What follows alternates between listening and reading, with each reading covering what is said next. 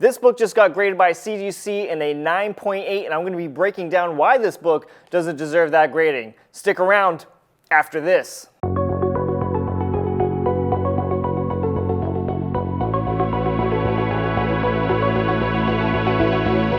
What's going on, everybody? My name is Kevin Dina, and welcome back to the channel. On today's video, we're going to be breaking down this comic book that just recently got graded by CGC in a 9.8 grading. If you guys like this content, make sure you smash that like button. Let me know your thoughts and opinions in the comment section down below. And if you want to see more content like this, make sure you click on that subscribe button. So recently over the weekend, I was, on social media, on Facebook. I follow a lot of comic book related pages on Facebook, just scrolling through them, and I happened to see this Facebook post. This really caught my attention, so I had to see what the hubbub was about. So the caption is, "I must have caught someone on a good day, expected a 9.0 at best." So we have a Something is Killing the Children #1. This is a second printing. Like I said previously, this book is graded at a 9.8 with white pages. And from here you're like, oh well, that's not pretty bad. That's okay.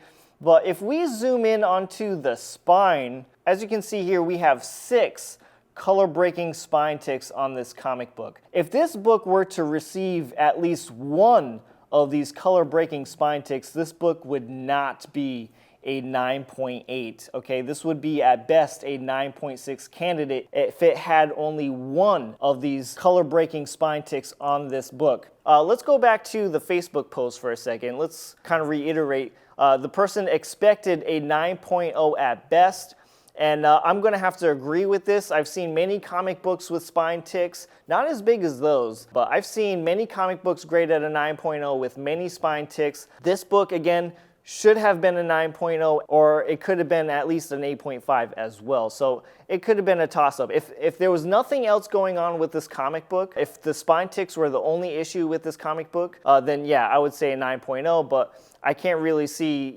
everything on the comic book. I don't know if there are other issues with the comic book, so again, I'm going to give it a 9.0 at best. I think it's just so crazy, everything that's going on at CGC. We're already not so happy with CGC, right? They just increased their prices, which I did a video on that. When CGC decides to increase their prices and we're seeing quality like this, is a quality control even existent? We're now seeing comic books that are being graded in the grade that they shouldn't be in. It's just a hot mess. And again, this is why so many people are so frustrated with CGC, because the price increases and we're not getting better quality. 3 years ago, CGC was amazing, They were on their stuff, they were on their game. Comic books were coming back within 3 months after sending them out there, and I would say that CGC was on point with their grades. Now, this is awful. And now the poor person who owns this book and sent it off to CGC,